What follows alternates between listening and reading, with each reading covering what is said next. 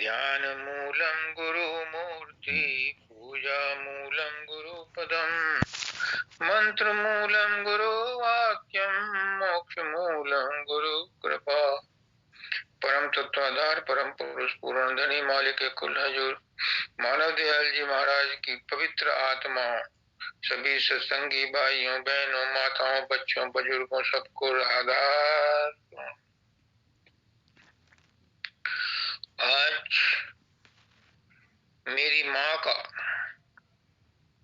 वैभव दिवस है। हजूर मानव दयाल जी महाराज ने बनवारीपुर में 82 में दशहरा के अवसर पर मुझे जन्म दिया था। संत मत में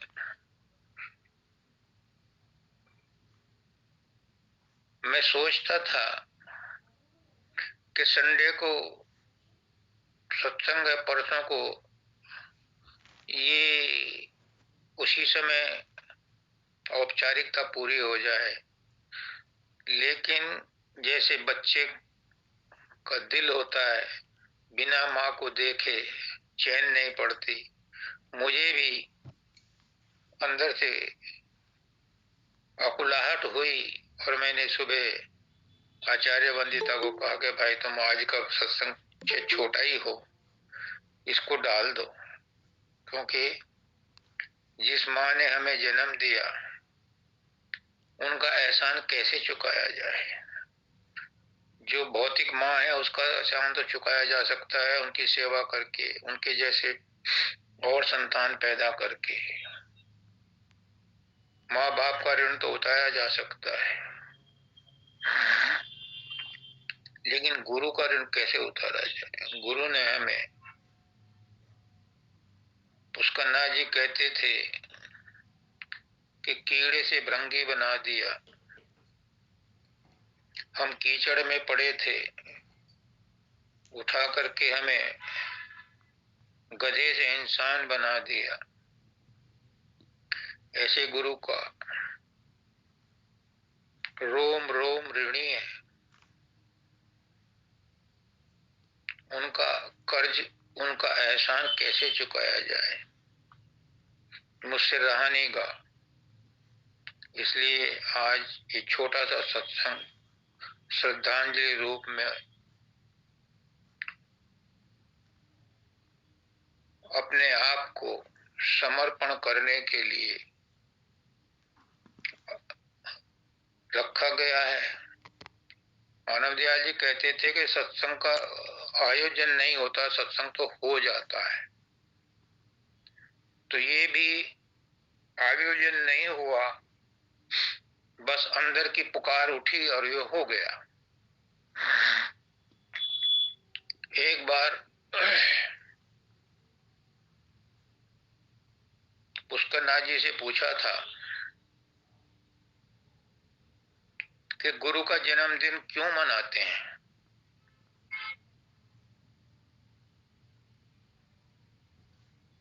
तो बहुत सारे विचार आए।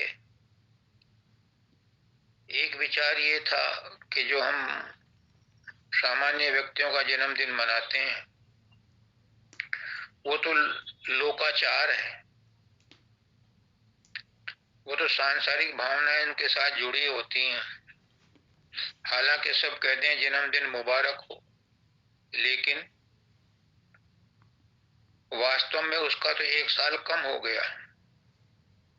लेकिन फिर भी लोकाचार है तो है, करते हैं, चला आ रहा है। इसलिए गतानुगति को लोग है, सब कर रहे हैं, हम भी कर रहे हैं। पर गुरु का क्यों मनाते हैं? तो उन्होंने बताया कि गुरु का इसलिए बनाते हैं ताकि गुरु को याद किया जा सके। उस गुरु को जिसने हमें आत्मा का ज्ञान दे करके इस काबिल बनाया है कि हम इस संसार को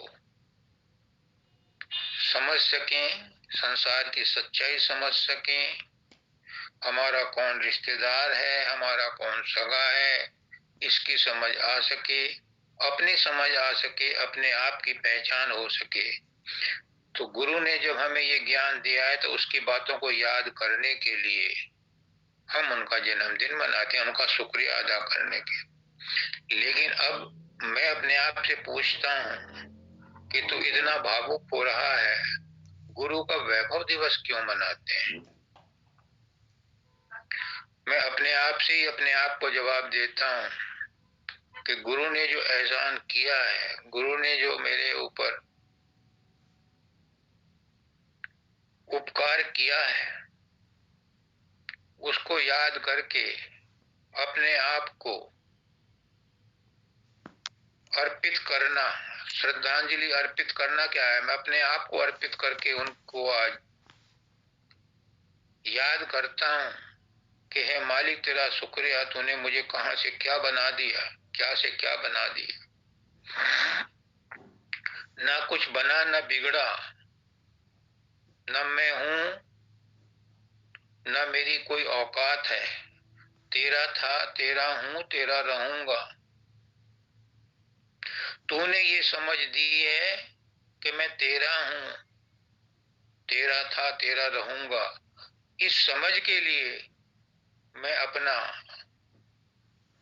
रग रग, रोम रोम, कतरा कतरा इस शरीर का आपको अर्पण करता हूं। इस मन की सारी भावनाएं,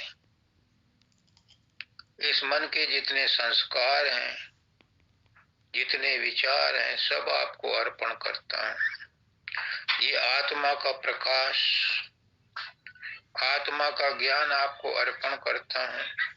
आपके अर्पण है ये, मेरा नहीं तन आपका। ले लो चरणों में लगा लो, मेरा मन है आप। तन भी दे दिया, मन भी दे दिया, आत्मा का प्रकाश भी आपको दे दिया, सूरत का शब्द भी आपको दे दिया। क्या बचा? अब तू ही बचा। इधर भी तू है, उधर भी तू है, जिधर देखता हूँ उधर तू ही तू है, कि हर शय में जलवा तेरा हूबहू है। बस अपनी हस्ती को मिटाने के लिए, उनको याद करने के लिए आज आप लोगों के साथ अपनी भावनाएं शेयर कर रहा हूं। मानव दयाल जी की बातें क्या याद करें? वो परम तत्व थे, परम तत्व हैं और परम तत्व ही रहेंगे। अनामी धाम से आए थे, जब तक यहाँ रहे सीमित अवस्था में रहते हुए भी असीम रहे, और अब पूर्ण रूप से असीम अवस्था में, अव्यक्त अवस्था में अपने निज धाम में है और कण कण में मौजूद है। जो उन्हें महसूस करे उसके लिए वो हर जगह हर समय हाजिर नाजिर है। मानव दयाल जी ने अपने गुरु को कहा था, परम दयाल जी के लिए एक शब्द लिखा था उन्होंने, मैं आपको सुनाता हूँ क्योंकि मेरी भावनाएं भी कुछ वैसी बन रही हैं। गए दोनों जहां नजर से गुजर, गए दोनों जहां नजर से गुजर, तेरी शान का कोई बसर ना मिला। देख लिया, सब देख लिया जमाने, देखी जमाने की यारी, गए सभी बारी बारी। सारा जमाना देख लिया, कोई अपना नहीं मिला, सब गए बारी बारी से चले गए। लेकिन गुरु पहले भी था, आज भी है और कल को भी रहेगा। वो हमेशा है, दिल में दिल है, दिलदार है, दिलवर है, दिल नसी है, दिल, वो मेरा सब कुछ है। वो हर समय मेरे अंदर है, मेरे पास है।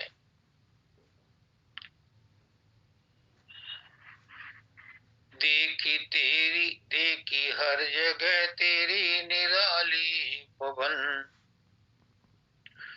तेरा भेद मगर किसी को ना मिला, गए दोनों जहां नजर से गुजर। तेरी शान का कोई बसर ना मिला, कोई मिलने का तेरे निशान भी है, कोई रहने के तेरा मुकाम भी है। तुझे ढूंढा इधर तो इधर ना मिला, तुझे खोजा उधर तो उधर ना मिला। वो सब जगह है, कहाँ ढूंढोगे? जो सब जगह है उसे कहाँ ढूंढोगे? उसे तो दिल में ही ढूंढा जा सकता है, उसे तो अंदर आत्मा में ही ढूंढा जा सकता है। बाहर में ढूंढने का कोई निशान नहीं मिलता। और बाहर में भी है, लेकिन बाहर में उसे पहचानने के लिए हमारे पास उसका ओरिजिनल फोटोग्राफ नहीं है कि हम उसे पहचान लें कि हाँ ये वही है। और अंदर में उसका ओरिजिनल फोटोग्राफ है। अंदर में ओरिजिनल ओरिजिनल फोटोग्राफ क्या है? शब्द। शब्द जो है वो ओरिजिनल फोटोग्राफ है, क्योंकि शब्द ही मालिक कुल की निशानी है। और उसी की निशानी के तौर पर उस शब्द से ओजिंग हो रही है, धुन निकल रही है। वो उसकी निशानी है, वो उसकी पहचान है। तो मिलने का पता भी है, वो अंदर में ही है। रहने का मुकाम भी उसका मेरा दिल ही है, मेरी आत्मा ही है। ढूंढने की जरूरत नहीं है इधर उधर, वो अंदर में ही है और अंदर में ही मिला है और अंदर में ही मिलेगा, अंदर में ही रहता है। क्यों? क्योंकि इनर और आउटर दोनों उसी के पहलू हैं, उसी के सिक्के हैं। एक सिक्के के दो पहलू हैं, दो साइड हैं, दोनों जगह है वो। लेकिन बाहर में फैला हुआ है, अंदर में वो अंतर आत्मा से अनुभव किया जा सकता है, वो महसूस किया जा सकता है। और वो किया नहीं जा सकता, ये क्रिया नहीं है, ये संज्ञा नहीं है, ये सर्वनाम नहीं है, ये विशेषण नहीं है, ये क्रिया विशेषण भी नहीं है। क्रिया का परिणाम परमात्मा नहीं है। क्रिया से जो भी प्राप्ति होती है वो तो सांसारिक प्राप्ति होती है और प्राप्त होने के बाद चली जाती। परमात्मा या गुरु तो अक्रिया में मिलता है। शुरू में क्रिया करनी पड़ती है, लेकिन बाद में वो अक्रिया में बदल जाता है। अक्रिया में ही उसका अनुभव होता है, साइलेंस में ही अनुभव होता है। शब्द धुन अंदर हो रही है, लेकिन जब तक शब्द धुन और शब्द धुन को सुनने वाला है, उसकना जी कहते हैं द्वैत में है। मैं भी द्वैत में हूं अभी। जब वो धुन अपने आप में गुम हो जाएगी, लय हो जाएगी, तब असली मिलन है। फिर इफ एंड बट कुछ नहीं रहता। फिर बत्ती गुल पगड़ी गायब, फिर अपने आप में गुम हो जाता है। जात में अपनी हुआ गुम, तुम भी गुम होना कभी, मंजिले मकसूद पर पहुंचोगे सन लो ये अभी। ये दादा दयाल ने लिखा था परम दयाल जी को। तो ये वो अवस्था आ जाती है। परम दयाल जी कहते हैं मैं उस अवस्था में गुम हो जाता हूँ, यानी उन्होंने अपने गुरु की बात को साबित कर दी। मुझे मानव दयाल जी ने कहा राजेश, राजेश का राज खत्म हो गया, ईश ईश में मिल गया। वो ईश्वर चंद थे। तो मैं भी उस घड़ी का इंतजार कर रहा हूं कि जब ईश ईश में मिल जाए और दो न रह करके एक हो जाए, धुन अपने शब्द में जाकर के मिल जाए और वो गुम हो जाए। नहीं देखा कहीं जलवा, जो देखा खानाए दिल में, बहुत मस्जिद में सिर मारा, बहुत ढूंढा है बुत खाने में। 43 साल तो संत मत में और 80 साल इस संसार में बुत खानों में ही सिर मारा है। 2.5 साल से मैं इसी के ढूंढने में लगा हुआ हूं।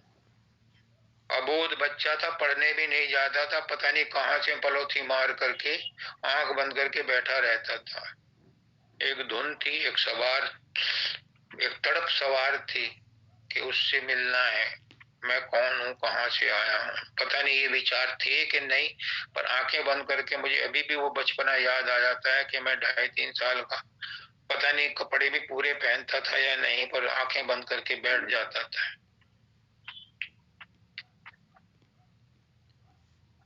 कोई दस्ते दराज सवाल नहीं, यूं और किसी पे मोह नाज नहीं। किसी और पर भरोसा नहीं है, बहुत है परिवार, लेकिन सारा परिवार परमात्मा का, मेरे गुरु का है। उसके नाते तो सबकी इज्जत करता हूँ, सबका कहना मानता हूँ। कोई उल्टा सीधा भी कह देता है तो उसका भी बुरा नहीं मानता। पहले मानता था, पहले नुक्ताचीनी भी करता था, पहले गुस्सा भी आता था। पहले मैं बुरी बातों को नोट भी करता था। अब मुझे कोई बुरा लगता ही नहीं। कोई कुछ कह दे अच्छा ही लगता है। क्यों? मैं ये महसूस करता हूँ कि उससे, वो कहने वाला कौन है, वो मेरा गुरु ही है, मेरी कमियां बता रहा है। तो गुरु से नाराज थोड़ा ना हुआ जाता है। गुरु जो कह रहा है उसको सिर पर धारण करता हूं, चाहे वो कोई भी क्यों ना हो। कोई तुझसा गरीब नवाज नहीं, जिसने मुझ जैसे अधम को अपने चरणों में लगाया, उससे बड़ा कौन गरीब नवाज हो सकता है। मानव दयाल जी मुझे बड़े प्यार से अपने पास सुलाते थे सालवान पब्लिक स्कूल में। तो क्यों चिंता करता है? मैंने कहा बड़े सीनियर लोग हैं, बड़े पुराने पुराने सत्संग, अरे भाड़ में गए। वो ये कहते थे कि जब तू आया कर तो मेरे ही पास रहा कर। लास्ट में बी वन, लास्ट में बी फर्स्ट और फर्स्ट में बी लास्ट। जो पुराने सीनियर सत्संगी जिनसे तू डरता है, हो सकता है वो इस जन्म में ना पार लगे, लेकिन नए वाले जो श्रद्धा विश्वास रखते हैं वो पार लग जाते हैं। इसलिए तो किसी और की तरफ मत देखा कर, मेरे लिए आता है, मेरे पास रहा कर। तेरे दर के कोई सिवा कोई दर न मिला, गए दोनों जहां नजर से गुजर, तेरी शान का कोई बसर न मिला। एक बार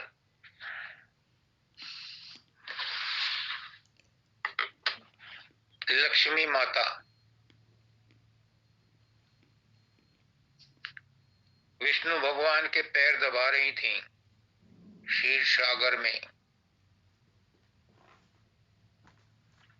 क्षीर सागर में नाग सैया पर विष्णु भगवान लेटे हैं और लक्ष्मी जी पैर दबा रही हैं, और वो आंखें बंद करके अपने आप में गुम हो जाते हैं।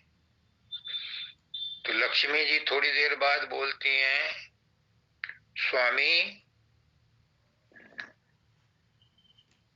आपके ऊपर सारी सृष्टि के पालन करने का भार है,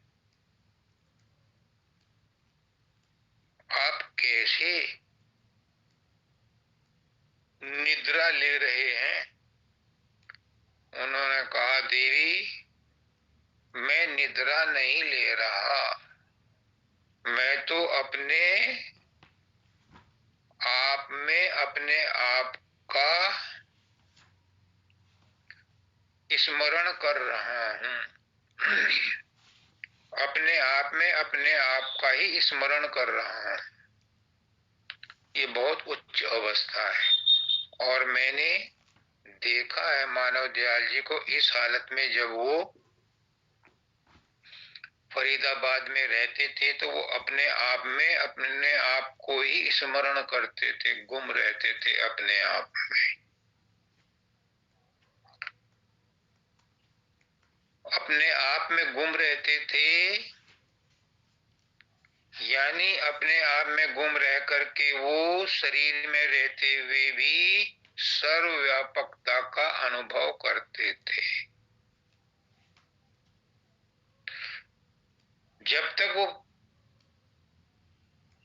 होशियारपुर में रहे तब तक वो उच्च अवस्था में थे, पूर्ण जीवन मुक्त अवस्था में थे। पर जिस अवस्था में वो फरीदाबाद में थे वो अवस्था अचिंतनीय है, मतलब उसका वर्णन नहीं हो सकता, वो चिंतन करने योग्य भी नहीं है, क्योंकि वो उनकी अपनी वो अवस्था है जिसमें वो इस समय हैं। वही अवस्था में वो फरीदाबाद में शरीर में रहते हुए भी उसको एंजॉय करते थे। मैंने खुद देखा है अपनी आंखों से कि वो उस अवस्था में कैसे अपने आप में डूबे रहते थे। मैंने शब्दानंद जी को भी देखा है, जब तक वो दुर्गापुर में थे उस अवस्था में वो नहीं रहते थे जिस अवस्था में वो बलिया जा करके हुए। वो अवस्था आती है संतों को, क्यों? क्योंकि जब तक वो होशियारपुर में थे उन्हें डिस्टर्ब करने वाले बहुत मिलते थे। परम दयाल जी कहते हैं कि तुम गुरु को नीचे खींच करके लाते हो। गुरु जिस अवस्था में रहता है तुम्हारी कोशिश तो ये होनी चाहिए कि तुम उस अवस्था में रहो, लेकिन तुम खुद भी नहीं रहते, खुद भी नीचे रहते और गुरु को भी नीचे खींच लाते हो। इसलिए मानव दयाल जी उस अवस्था में रहते हुए भी नीचे आते थे जब वो होशियारपुर में रहते। पर जब वो फरीदाबाद आ गए तो उस अवस्था से उन्हें खींचने के लिए कोई सत्संगी या कोई भी आदमी वहां मौजूद नहीं रहता था, तो वो उसी अवस्था का निरंतर योग करते थे। ऐसे ही शब्दानंद जी महाराज भी उस अवस्था के वासी थे, लेकिन जब तक वो दुर्गापुर में रहते थे उस अवस्था का अनुभव में हर समय लीन नहीं रहते थे। उस अवस्था में लीन वो बलिया में जाकर के रहते थे, क्योंकि वहां उनको डिस्टर्ब करने वाला नहीं था। पुष्कर नाथ जी को भी मैंने देखा है, वो हर समय अपनी निज अवस्था में रहते थे, लेकिन बीच बीच में देखता था मैं उन्हें कि वो नीचे आते थे। पर जब वो हॉस्पिटल में गए अंत समय में, वहां उनको डिस्टर्ब करने वाला कोई नहीं था। उस अवस्था में कोरोना आया ही उनके लिए था, कोरोना में उनको किसी ने डिस्टर्ब नहीं किया, इसलिए वो 2 साल उस अवस्था में रहे।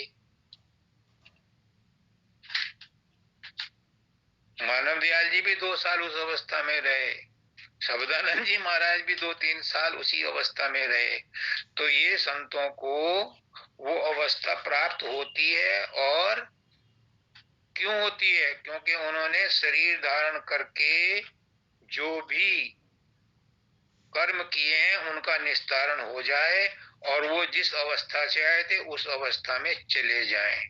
बाबा फकीर कहते हैं कि अंत समय में जब तुम्हें परमात्मा याद आ जाएगा या गुरु की बात याद आ जाएगी तो तुम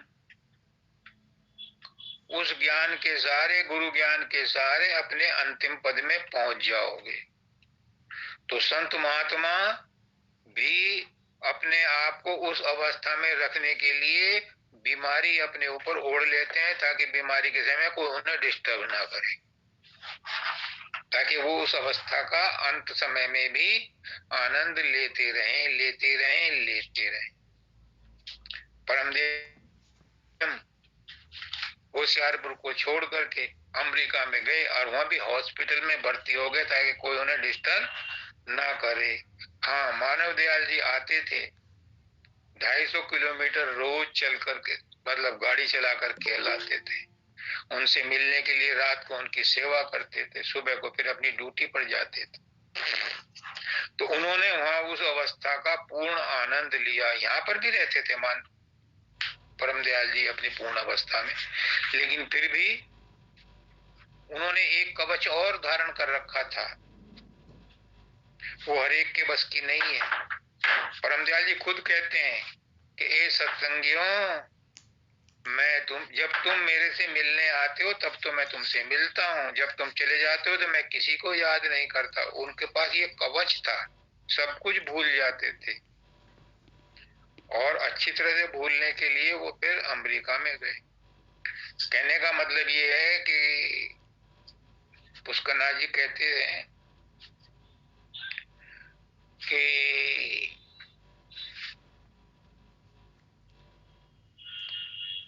अर्जुन को कहते हैं कृष्ण भगवान कि जो मुझे अंतिम समय में याद करेगा, वो मेरे पद को आ जाएगा, मेरे देश में आ जाएगा वापस न जाने के लिए। तो कहते हैं, अर्जुन ने कहा कि ये कौन सी बड़ी बात है, अंत समय में याद कर लूंगा। कृष्ण भगवान ने कहा, नहीं अर्जुन, अंत समय में वही याद आएगा जो तूने जीवन भर किया है। इसलिए संत महात्मा अंत समय में परमात्मा को याद करने के लिए कोई ना कोई बीमारी अपने साथ ले लेते हैं, ताकि वो अंत समय में चुपचाप उस अवस्था में रह सकें। बाबा सावन सिंह जी ने एक जगह कहा है कि एक सत्संगी था, वो इस अवस्था में रहता था, लेकिन उसके पोती नाती पोते लड़के बच्चे और बच्चे आकर के उसे परेशान करते थे, तो वो अपने पास डंडा रखने लगा। जो सी कोई आता था उसको डंडा खड़खड़ा देता था, मार देता था, भगा देता था उन्हें। कहने का मतलब ये है कि उसको प्यार करने के लिए संसार का प्यार छोड़ना पड़ता है, एक बात। दूसरी बात, गुरु को याद करने के लिए उनकी शिक्षा को याद करना है। गुरु की शिक्षा क्या है? मानव दयाल जी की उनके 3 महामंत्र हैं। युग नायक परम संत सदगुरु मानव दयाल जी महाराज के द्वारा दिए गए 3 महामंत्र। क्या? संत मत सनातन धर्म की आखिरी नसैनी है, आखिरी पौड़ी है, आखिरी डंडा है। सीढ़ी होती है नसैनी, उसका आखिरी डंडा। सीढ़ी तो है सनातन धर्म, और आखिरी डंडा है संत मत। तो संत मत सनातन धर्म की आखिरी सीढ़ी है।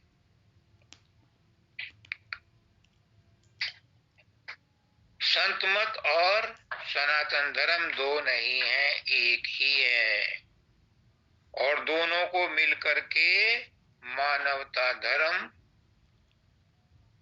कहा गया है। सनातन धर्म और संत मत मिलकर के इसको मानवता धर्म कहा गया है। इसीलिए परमदयाल जी ने अपने आश्रम का नाम मानवता मंदिर रखा है। तो ये मानव दयाल जी कहते हैं कि संत मत और सनातन धर्म दो नहीं है, एक ही है, और इसका नया नाम मानवता धर्म है। अब मानवता धर्म क्या है? मानव बनकर ना जिया, जिया तो डांगर ढोर, और जीव किनारे ना लगा, लगा तो हाथी गोर। यानी मानवता धर्म का मतलब है कि जो मानव हो, और मानव कौन हो? मानव वो है जो दूसरे के अंदर मानवता देखे, दूसरे के अंदर परमात्मा देखे। जब दूसरे के अंदर परमात्मा दिखाई देगा तो फिर कोई किसी से नफरत नहीं करेगा, कोई किसी से द्वेष नहीं करेगा, कोई किसी की चुगली नहीं करेगा, कोई किसी को भूखा नहीं सोने देगा। मानवता का मतलब है कि जो दर्द मुझे हो रहा है वो दूसरों को भी होता है। अब अगर मैं किसी को कड़वी बात कहता हूँ, तो जब मुझे बुरी लगती है, कोई मुझे कहता है कड़वी बात, मुझे बुरी लगती है, तो मेरी बात भी दूसरे को चुभती होगी। तो अपने लिए जैसा हम चाहते हैं वैसा ही हम दूसरों के लिए भी करें, वो मानवता है। तो ये मानवता का जो धर्म सनातन धर्म से चला आ रहा है, लेकिन उसे भूल गए। फिर संत मत आया, संत मत में इसको नई पोशाक दी गई। अब संत मत भी बहुत बट गया, तो अब मानवता नाम से इसको बताया गया। कहने का मतलब ये है कि हम किसी तरह से भी हो गिर पड़ करके अपने आप को दूसरों, अपना सा जीव सबका जाने ताहि मिले अविनाशी, कबीरदास जी ने इसको और स्पष्ट कर दिया। अपना सा जीव सबका जाने ताहि मिले अविनाशी, दया राख धर्म को पाले जग से रहे उदासी, अपना सा जीव सबका जाने ताहि मिले अविनाशी, वो मानव कहलाता है।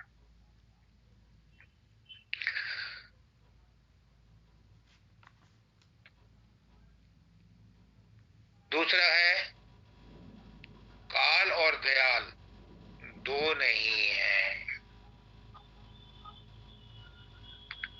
काल दयाल का ही वितान है, दयाल का ही एक्सटेंशन है। कहां से आया काल? काल भी तो उसी परमात्मा का है, उसी गुरु का है, उसी राधा स्वामी का है। मन कहां से आया जिसको तुम गाली देते और मारने के लिए कहते हो? मन को कोई मार सकता है? मन मर जाएगा तो तुम जिंदा रहोगे क्या? पुष्करनाथ जी का ग्रैंडसन था, डोडी नाम था, 18 साल रहा, उसका ब्रेन डेड था। वो चल फिर नहीं सकता था, सोच नहीं सकता था, खा नहीं सकता था, कुछ नहीं करता था, सिर्फ आंखें पटर पटर करता था और सांस लेता था। उसके पास मन नहीं था। क्या ऐसी जिंदगी पसंद करोगे? कोमा में इंसान चला जाता है, क्या ऐसी जिंदगी पसंद करोगे? नहीं। तो फिर मन दुश्मन नहीं है। मन किसने पैदा किया? मन भी परमात्मा ने गुरु का ही बनाया हुआ है। उसको दुश्मन मत समझो, उसे फ्रेंडली बना लो, उसे फेवरेबल बना लो। ये मानव दयाल जी की शिक्षा है। आज उनके वैभव दिवस पर उसको याद इसलिए किया जाता है कि हमारे अंदर जो अब तक लथार्जिक बना आलस्य है, उसको दूर करके इन बातों को अमल कर लो, क्योंकि खतरे की घंटी बज चुकी है। कोई ये ना सोचे कि मैं यहाँ परमानेंट रहने आया हूँ या 10-20 साल रहने आया हूँ। सांस का कोई भरोसा नहीं, आई फिर दूसरी आएगी कि नहीं आएगी, कोई भरोसा नहीं। इसलिए जब तक सांस है, इस प्रेजेंट सांस में ही अपने आप को उस परमात्मा से जोड़ लो, उस गुरु से जोड़ लो जो अंदर में शब्द रूप में झंकार मार रहा है। और जोड़ ही मत लो, उसमें लय होने की कोशिश करो। जोड़ा हुआ तो मैं अभी भी हूँ, लेकिन अभी भी मुझे तड़प है क्या कि उसमें लय हो जाऊं, गुम हो जाऊं। वो अवस्था में रह करके ही अपने जीवन का लक्ष्य पूरा हो सकता है, वरना अधूरा ही रहेगा।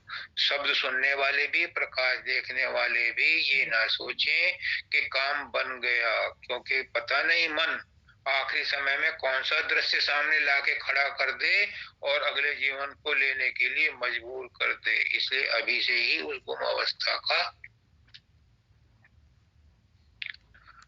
अभ्यास करना शुरू करो। पुष्करनाथ जी ने बहुत बढ़िया बताया था। हालांकि समय कम है, लेकिन फिर भी वो बतानी पड़ेगी। एक आदमी आया गुरु के पास कि महाराज जी अब तो मैं रिटायर भी हो गया, बच्चों ने भी धक्के मार दिए, अब मैं सोचता हूँ कि अब कुछ नहीं कर सकता, तो अब मैं परमात्मा को ही याद कर लूं। मुझे कोई तरकीब बता दो, मैं परमात्मा को याद कर लूं, क्योंकि अब संसार तो मेरे किसी काम का रहा नहीं, संसार मुझे स्वीकार नहीं करता, संसार से तो मेरा मोह खत्म हो गया। तो गुरुजी ने सोचा कि ये तो पका पकाया आम है, इसके अंदर इच्छा है और संसार से इसकी आसक्ति खत्म हो गई। तो उन्होंने कहा ला दिखा अपना हाथ। उन्होंने हाथ देख करके कहा झूठ मूठ बाबा फकीर भी कहते हैं कि झूठ का सहारा लेना पड़ता है, हमारे आचार्य भी कहते हैं कि झूठ का सहारा लेना पड़ता है। अच्छी बात है। बाबा फकीर कहते हैं कि किसी की जान बचती है तो झूठ बोलना भी अच्छा है। मानव दयाल जी भी कहते हैं सत्यम ब्रूयात प्रियम ब्रूयात न च ब्रूयात सत्यम अप्रियम। सत्य बोलो, लेकिन ऐसा सत्य बोलो जो दूसरों को अप्रिय ना लगे, यानी दूसरों का हित होता हो तो असत्य बोलने में भी कोई दिक्कत नहीं है। वो कहते थे कि सत्य बोलना ही जरूरी नहीं है, सत्य में रहना बहुत इंपॉर्टेंट है। तो मैं कह रहा था, वो कहानी बता रहा था, तो उसने कहा, गुरु ने कहा कि भाई तू तो 7 दिन के अंदर तेरा राम नाम सत हो जाएगा। अब वो गुरु की बात को सही माना और घर पे जाकर के उसने जो सबसे नाता तोड़ लिया, बाजार गया, जिनसे साथ बुरा भला कहा था सबसे हाथ जोड़कर माफी मांग ली कि भाई मुझे माफ करना, मेरा अंतिम समय आ गया है। इस तरह से उसको जो है, जो शमशान का वैराग्य होता है, वो उसको जीते जी उन 7 दिन में नजर आने लगा और अपने आप को उसने संसार से बिल्कुल अलग कर लिया और परमात्मा को हर समय याद करता हुआ, गुरु को याद करता हुआ उसमें लीन रहने लगा। जब 7 दिन बाद वो वापस लौटा तो महाराज से बोला कि महाराज जी मैं तो अभी जिंदा हूँ, आपने तो कहा था मर जाऊंगा। उसने कहा तेने 7 दिन में क्या किया? मैंने ये किया। अब तो यही तो मैं चाहता हूँ, मरना शरीर छोड़ना नहीं है, जीते जी मरने को मरना कहा था मैंने कि जीते जी मर जाओ, यानी जीते जी ही परमात्मा का अनुभव कर लो, तो फिर अगला जन्म नहीं होगा। अगर जीते जी हमने नहीं किया और इसी उम्मीद में बैठे रहे कि हम साधन अभ्यास कर रहे हैं और मरने के बाद हमें मुक्ति मिल जाएगी, तो मुक्ति नहीं मिलेगी। जीते जी अनुभव करना है। तूने अनुभव किया है 7 दिन में कि तेरा इस संसार में कोई सगा नहीं है, कोई तेरा हितैषी नहीं है, अब तेरी लौ परमात्मा से लगी हुई है, तो अंत समय में तुझे यही याद आएगा, यही नजारा आएगा। नजर बदलती है, नजारे बदल जाते हैं। नजर बदलती है, नजारे बदल जाते हैं, और जब नजारे बदल जाते हैं तो नजारा बदल जाता है। देखने का नजरिया बदल जाता है, रहने का नजरिया बदल जाता है, सोचने का नजरिया बदल जाता है। मानव पुष्करनाथ जी कहते थे कि जब से मेरे गुरु ने मेरे ऊपर कृपा की है, मेरा पैर के अंगूठे से लेकर के और सिर की चोटी तक आमूल चूल परिवर्तन हो गया। नजारा बदल गया, सारे नजारे बदल गए, नजर बदल गई। जिसको पहले मैं दुश्मन समझता था, दोस्त नजर आने लगा। तो ये होता है गुरु की बात का असर। तो तीसरी बात क्या है हमारे गुरुदेव की, जिसके लिए आज सत्संग को मैंने अपना ऋण उतारने के लिए ढोल मजीरे बजा करके नहीं किया, आपको इकट्ठा इसलिए नहीं किया कि मैं आपके सामने गवाही दे रहा हूं और अपने आप को बड़ा बता रहा हूं। मैं इसलिए इकट्ठा किया आपको कि आप भी मेरी तरह से अपने गुरु को समर्पण कर दो। जो ज्ञान मुझे मिला है वो ज्ञान आप भी ले लो। समय का कोई भरोसा नहीं, इसलिए आज और अभी आप भी अपने अपने गुरुओं को अपने श्रद्धा के साथ अपने उनके चरणों में लगा दो। इसलिए मैं अपने आप अकेला बैठ करके भी कोने में कर सकता था, लेकिन मैं सोचा कि जो भाव मेरे हैं वो हो सकता है और सत्संगियों के भी हों, और ना हो तो उनके अंदर पैदा हो जाए कि अपने गुरु के प्रति समर्पित करने का ये सही मौका है। इसलिए हम अपने पूर्वजों को याद करते हैं, और गुरु पूर्वज नहीं है, गुरु तो शरीर नहीं है, गुरु तो ज्ञान है, और ज्ञान कभी पूर्वज नहीं होता।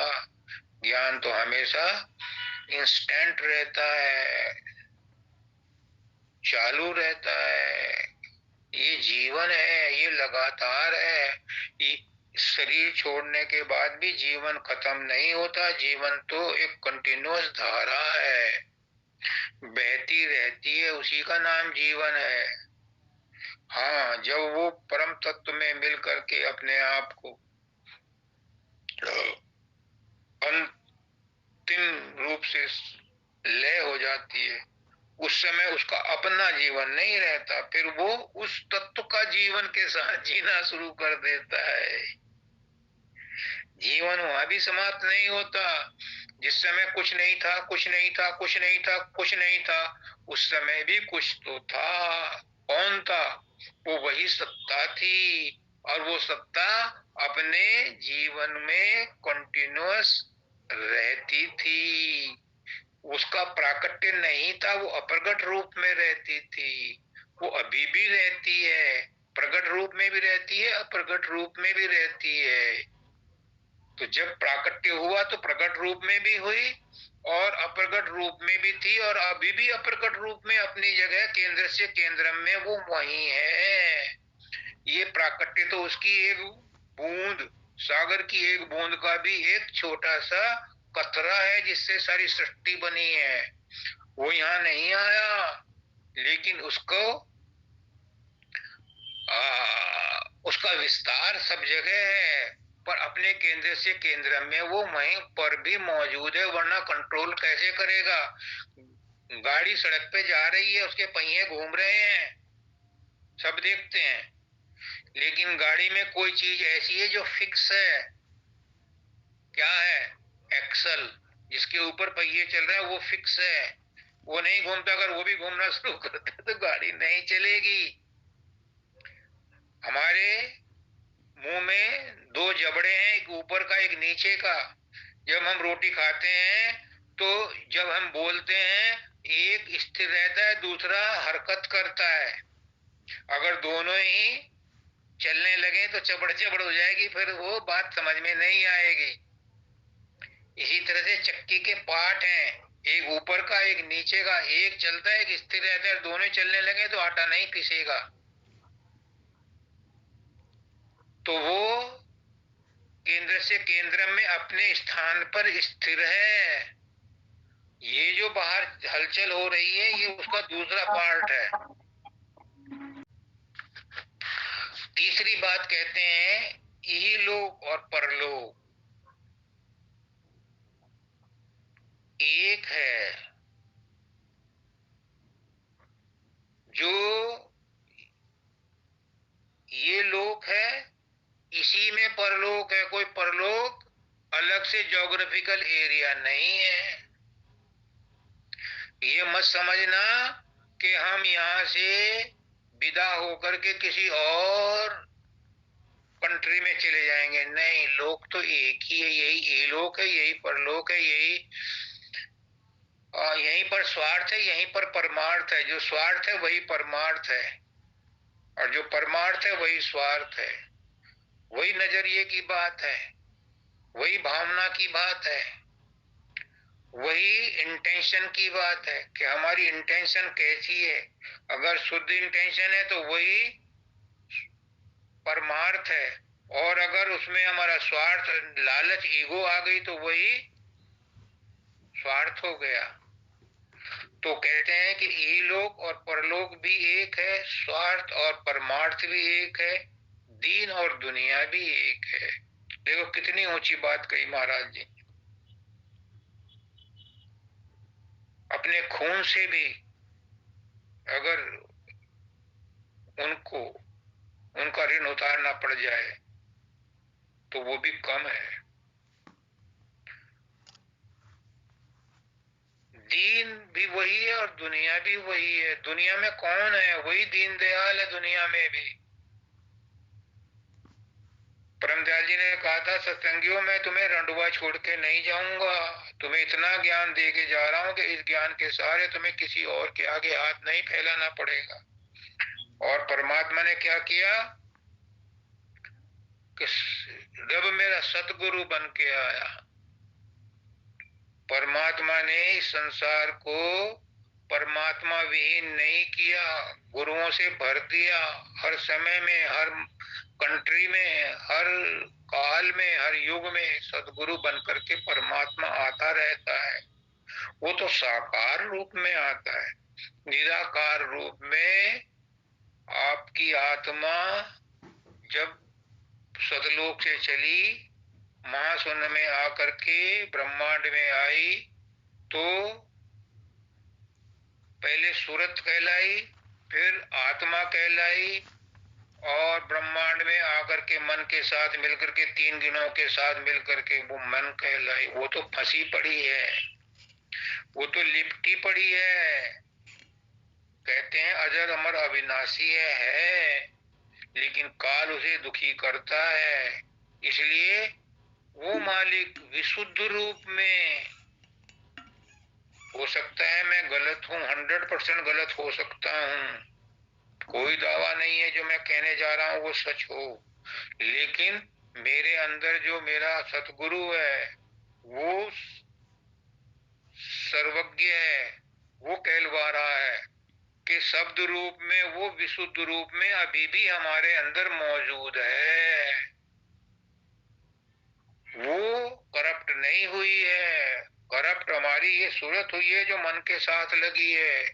जो हमारी सूरत उस शब्द से धुन के रूप में निकल रही है वो अभी भी प्योर है, और इसीलिए जब हमारी सूरत उसके तरफ निगाह करेगी, उसके संपर्क में आएगी, वो उसको उसी तरह पहचान लेगी जैसे बकरियों के झुंड में शेर का बच्चा घुस गया था, तो वो शेर अपने आप को बकरी ही समझता था, अपने आप को भेड़ ही समझता, में करता था और घास खाता था। जब शेरनी ने देखा कि ये बच्चा तो शेर का है, ये इनके साथ कैसे रहता है, तो वो वहां बैठ गई नदी के किनारे। जब वो पानी पीने को आया तो उसने कहा कि तू इनके साथ क्यों रहता है, मैं तो इन्हीं का भाई बहन हूँ। अब नहीं, देख तू पानी में शक्ल देख, तेरी शक्ल और मेरी शक्ल एक सी है। उन्होंने कहा हाँ है तो एक सी। अब फिर जैसे मैं दहाड़ती हूँ वैसे तू भी दहाड़। तो वो बच्चे से नहीं दहाड़ा गया, लेकिन 5-7 बार उन्होंने ट्राई किया तो उसके अंदर भी वो शक्ति पैदा हो गई और अपने आप को उसने पहचान लिया। तो इसी तरह से गुरु भी हमें आकर के हमारी पहचान कराता है, और हमारी जो ये लिपटी हुई सूरत है, ये जब उस अंदर में उस सूरत को देखते, कहते हैं ना गुरु अंदर में जाओ। अंदर में कौन जाओ? वो जो विशुद्ध सूरत, विशुद्ध आत्मा, विशुद्ध शब्द अंदर में गूंज रहा है, उससे मिलो। तो वहां जाकर के पता चलेगा कि वो और मैं एक हैं, एक जैसे हैं, जैसे उसने दिखा दिया था शेरनी ने। ऐसे ही गुरु भी हमें अंदर में घुसेड़ करके, अंदर में धकेल करके हमारे असली शब्द से, असली सूरत से हमारी मुलाकात करके हमें उसके साथ जोड़ देता है। तो क्या होता है, हम दो, दीन और दुनिया अलग नहीं है। जो दीन है वो दुनिया में रहता है, और दुनिया में ही दीन भी रहता है। दुनिया से ही दीन को मिलने का रास्ता मिलता है। बिना शरीर के किसी को मुक्ति नहीं मिलती। देवताओं का शरीर नहीं होता इसलिए उन्हें मुक्ति नहीं मिलती, लेकिन जिनको शरीर मिलता है उनमें भी जो सिरमौर है, सरताज है, सिर्फ मनुष्य को ही मुक्ति मिलती है, क्योंकि मनुष्य को उसने अपने ही शक्ल में बनाया, अपने ही रूप में बनाया। इसलिए मनुष्य के रूप में शरीर धारण करके ही मुक्ति मिलती है। आत्मा को अगर कर्मों का भोग लेना है तो भी शरीर चाहिए, अगर मुक्ति चाहिए तो भी शरीर चाहिए। और बड़े भाग मानुष तन पावा, सुर दुर्लभ सब संत ही गावा। हमें बड़ा भाग्य हमारा, हम सौभाग्यशाली हैं कि हमें मनुष्य जन्म मिला है। कलयुग में परमात्मा के यहाँ टोटा पड़ रहा है, कमी पड़ रही है, इसलिए वो 30% वालों को भी पास कर रहा है। तो हम 30% में ही चले जाएंगे, अभी बहुत जरूरत है इस समय। तो कहते हैं कि कलयुग में केवल नाम जपने से, कली केवल एक नाम आधारा, सुमर सुमर नर उतर नहीं पा रहा। कलयुग में थोड़ी सी ही अभ्यास करने से परमात्मा का साक्षात्कार हो जाता है। तो मैं कह रहा था टाइम हो गया बहुत, पर बात खत्म करनी है क्योंकि गुरु का ऋण उतारना है। तो कहते हैं कि इन दोनों में कोई डिफरेंस नहीं है,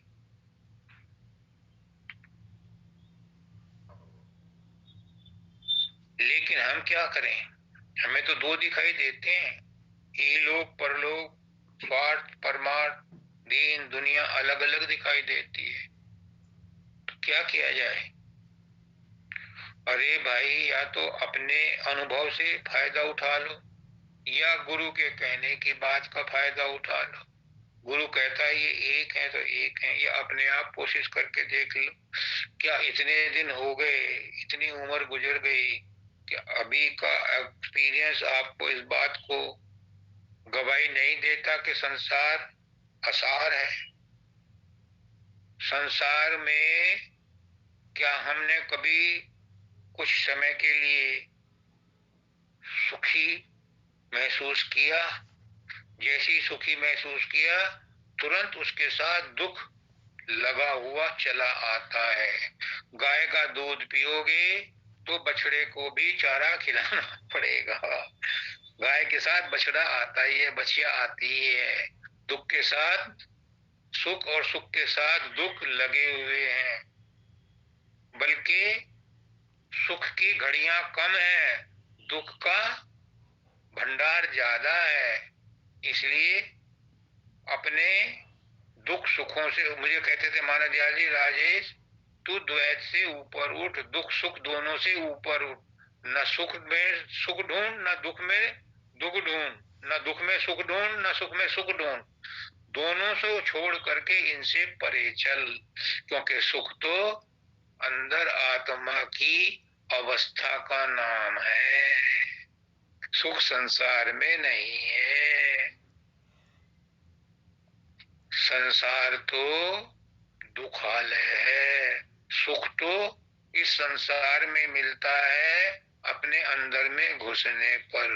ये मानव दयाल जी की शिक्षा को याद करने के लिए, उनका ऋण उतारने के लिए, आपको उन बातों को दोहराने के लिए आज ये सत्संग छोटा सा अरेंज किया। हरि अनंत, हरि कथा अनंत। मानव दयाल जी अनंत है, उनकी कथा अनंत है, उसका गुणगान नहीं हो सकता। गुरु की महिमा कौन गाए, उसका गाना है कठिन।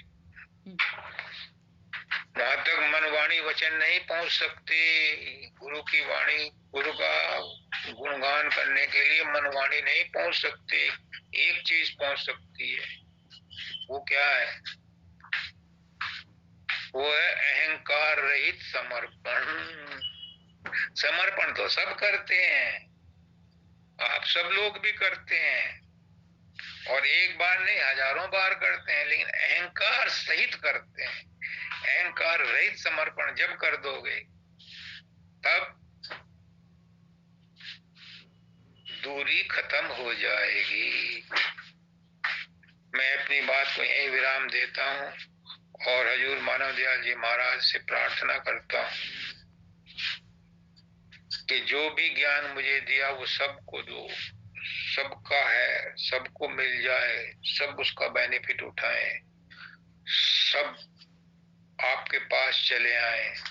आपके पास तो आएंगे, एक न एक दिन तो आपके पास आना ही है सबने, लेकिन जितनी जल्दी आ जाए उतना अच्छा है, क्योंकि आगे आगे कलयुग में और घोर समस्याएं, आपदाएं आने वाली हैं। इससे पहले ही हम गुरु को अपना बना लें। गुरु को अपना बनाना आसान है, गुरु को अपना बनाना बहुत आसान है। क्या? गुरु की बात को मान लो। गुरु की सेवा क्या है? गुरु की बात को मान लो। गुरु क्या कहता है? गुरु कहता है कि भाई अंदर में अपने आप को शब्द और प्रकाश से जोड़ लो, प्रेम से जोड़ लो, समर्पण से जोड़ लो, गुरु के साथ एकता स्थापित कर लो। गुरु को दुआ सलाम कर लो।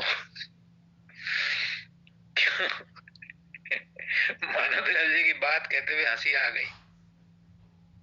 मानवदयाल जी ने कहा कि जिस समय हम मालिक के पास थे, बड़े आनंद में थे, सब इंडिपेंडेंट थे, सुखी थे, कोई मालिक को दुआ सलाम करने नहीं जाता था। वो बोर हो गया। उसने कहा इन लोगों को सबक सिखाना चाहिए। तो उसने एक तरकीब बनाई कि मैंने एक बगिया बनाई है, तो मेरी बगिया को देख के आओ, और लेकिन तुम्हारा रहना नहीं है, मेरे पास वापस आना है। पर वापस किस हालत में आना है कि तुम्हारे अंदर संसार की कोई धूल मिट्टी ना लगी हो। हमें उसने भेज दिया अपने से दूर, इसलिए कि दूर रह करके हमें उसकी याद सताएगी और हम उसके पास जाने के लिए तड़पेंगे। लेकिन आजकल के बच्चे क्या है, जो अमेरिका चला गया वापस लौट के नहीं आता। जाता तो इसलिए कि थोड़े दिन वहां कमा लाऊं और फिर माँ बाप की सेवा करूंगा। नहीं, कोई नहीं लौट के आता। इंडिया में ही जो लोग हैं वो भी माँ बाप को छोड़कर दूसरे शहरों में नौकरी करते, वो भी लौट करके अपने माँ बाप के पास नहीं आते। और यही हाल परमात्मा ने देखा कि सब लोग वहीं रमण गए, मेरे पास कोई वापस नहीं लौट के आया। तो उसने कहा कि अच्छा, फिर मैं संतों के रूप में उन्हें भेजता हूँ। तो फिर वो अपने कासिद भेजता है, अपने क्या कहते हैं वो, फरिश्ते भेजता है कि भाई अपने जीवों को लेकर के आओ। पैगंबर भेजते, सॉरी, पैगंबर को भेजता है कि भाई मेरे जीवों को लेकर के आओ। खुद आता है सदगुरु, रब बन के, रब मेरा सदगुरु बन गया, खुद आता है सदगुरु के रूप में अपने आप को ले जा, हमको ले जाने के। लेकिन हम फिर इसमें संसार को दुखालय होते हुए भी रमड़े पड़े हैं, निकलना नहीं चाहते। तो मेरे भाइयों बहनों बच्चों माताओं बुजुर्गों, सबसे मेरी प्रार्थना है कि संसार को पीठ छुड़ा करके, पीठ दिखा करके वापस चलो, क्योंकि संसार में रहने लायक कुछ नहीं है। अपना घर तो अपना ही घर होता है, अपने घर चलो। ये बहुत अच्छा मौका है। सबको राधा स्वामी।